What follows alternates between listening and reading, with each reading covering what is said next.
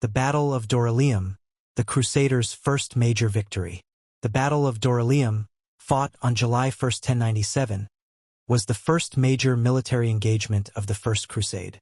This decisive victory against the Seljuk Turks not only demonstrated the effectiveness of the Crusader armies, but also reinforced their unity and resolve to continue their arduous journey toward the Holy Land.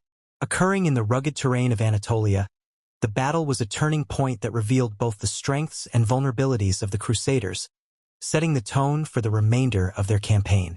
This essay examines the historical background, events, and lasting impact of the Battle of Dorylaeum, emphasizing its importance as a foundational success for the Crusaders. 1. Historical background. 1.1 The First Crusade, a call to arms. The First Crusade was initiated in 1095 by Pope Urban II at the Council of Clermont. The goal was to assist the Byzantine Empire in reclaiming lands lost to the Seljuk Turks and to liberate Jerusalem from Muslim control. Urban II's call inspired a massive mobilization of Western European forces, which converged at Constantinople in 1096 and 1097. Byzantine Emperor Alexios I Komnenos sought to use the Crusaders as an allied force to push back the Seljuk Turks, who had dominated Anatolia since their victory at the Battle of Manzikert in 1071.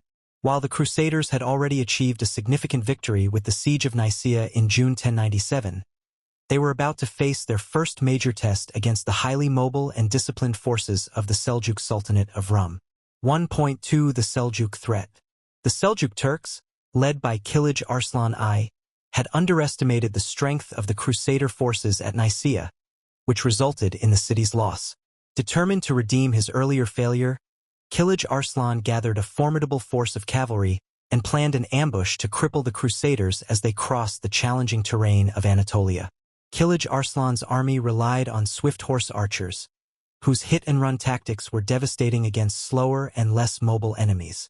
This strategy had been effective in prior conflicts with Byzantine and European forces, making the Seljuks confident in their ability to dismantle the Crusaders. 2. The battle. 2.1 The ambush. On the morning of July 1, 1097, the Crusaders were marching in two separate columns across the plateau near Dorylaeum, modern-day Eskişehir, Turkey. The vanguard, led by Bohemond of Taranto, Raymond of Toulouse, and Robert of Normandy, consisted of knights and foot soldiers. The second column, led by Godfrey of Bouillon and other Crusader leaders, was several hours behind, escorting the slower-moving non-combatants, including women and children.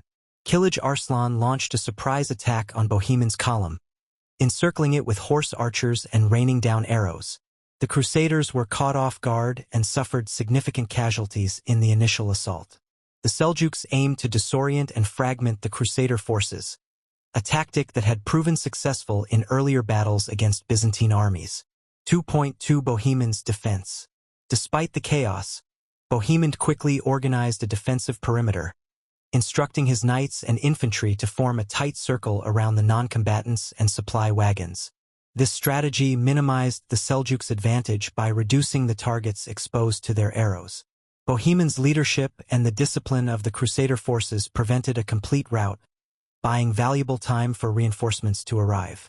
The Crusaders endured hours of relentless attacks, with many knights and soldiers suffering from wounds and exhaustion. Their situation grew increasingly desperate as they waited for the second column to reach them. 2.3 The reinforcements arrive. The turning point of the battle came with the arrival of the Second Crusader column, led by Godfrey of Bouillon, Raymond of Toulouse, and Hugh of Vermandois. Realizing the dire situation, the reinforcements launched a coordinated counterattack on the Seljuk forces.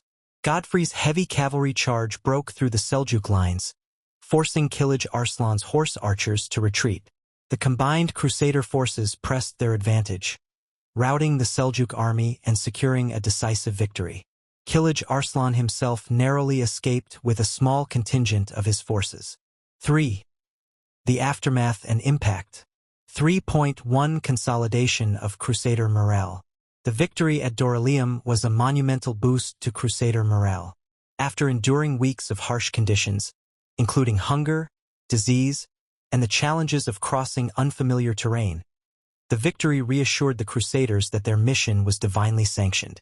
It reinforced their belief in their ultimate success in reclaiming Jerusalem. The battle also served as a unifying moment for the Crusaders, who had come from different regions of Europe and often